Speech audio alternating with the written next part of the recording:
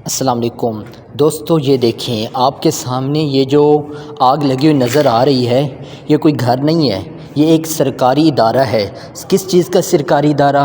واپڈا ممتاز آباد کا میپکو کا ایک ادارہ ہے جہاں پر یہ آگ لگی ہوئی ہے، اور انتظامیہ کی نااہلی دیکھیں گے اس آگ پر ابھی تک کوئی قابو نہیں پایا جا سکا، اور اس کی وجہ سے بہت سا نقصان ہو چکا ہے۔ ارد گرد کے جو گھر ہیں یہاں پر بہت سے آلودہ ہو رہے ہیں، گھروں کو نقصان ہو سکتا ہے۔ اس پر کوئی انتظامیہ کی ابھی تک ٹیم نہیں پہنچی کہ اس کو قابو پایا جا سکے۔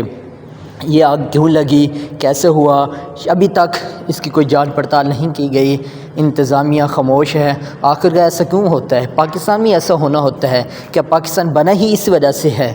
پاکستان کس وجہ سے نہیں بنایا گیا، پاکستان کو نقصان کرنے کے لیے نہیں بنایا گیا۔ اگر پاکستان کو بنایا گیا ہے، ملک کو بنایا گیا ہے، تو اس کے لیے بنایا گیا، اس کو ترقی کی راہ کی طرف لے کے جانا ہے۔ آئے دن کہیں نہ کہیں آگ لگی ہوتی ہے، کہیں نہ کہیں ایکسیڈنٹ ہو رہے ہوتے ہیں، کوئی پالیسی نہیں یہاں پر، کہیں ایس او پیز نہیں ہے۔ آپ روڈ پر نکلیں، کوئی ایس او پیز نہیں ہے۔ ایک وارڈن والا روکتا ہے کسی کو، پیچھے سے کال آتی ہے کہ ہمارا بچہ چھوڑ دے، ہمارا بھائی ہے چھوڑ دے، ہمارا دوست ہے چھوڑ دے۔ مان لیتی ہیں، چھوڑ دیا کیونکہ اس کا تعلق تھا۔ ایک غریب پھنس گیا بیچارہ کیونکہ اس کا کوئی تعلق نہیں تھا۔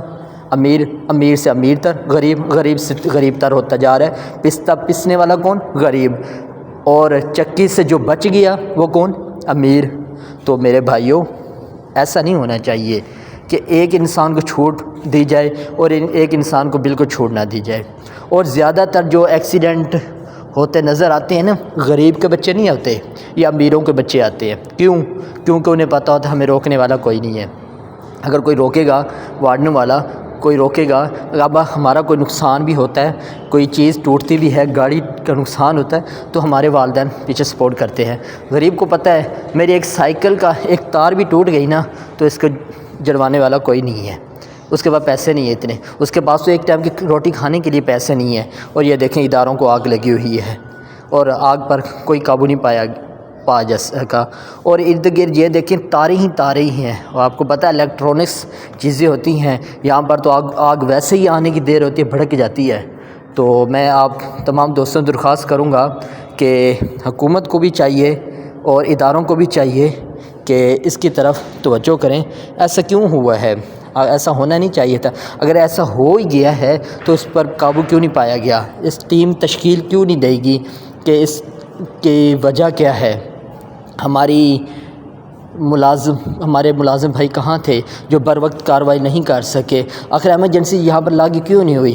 یہاں پر ابھی تک کوئی ایمرجنسی لاگو نہیں ہوئی، اور اتنی زوردار آگ بھڑک اٹھی ہے کہ کوئی قابو نہیں پایا جیسا۔ اور ارد گرد ہمیں کوئی ریسکیو گاڑیاں نظر نہیں آ رہی، ہمیں ایمرجنسی کوئی نظر نہیں آ رہی، یا ایمرجنسی نظر ہی نہیں آ رہی، اور لوگ اب ویڈیو ہی بنانے پر لگے ہوئے ہیں، اور لوگوں کو صرف یہی ہے، لوگ تماشا ہی بنتے ہیں۔ کہیں بھی کوئی نقصان ہوتا ہے، کوئی گرتا ہے، تو لوگ سب سے پہلے اپنے موبائل نکالتے ہیں، موبائل نکال کر لوگ ویڈیو ہی بناتے ہیں۔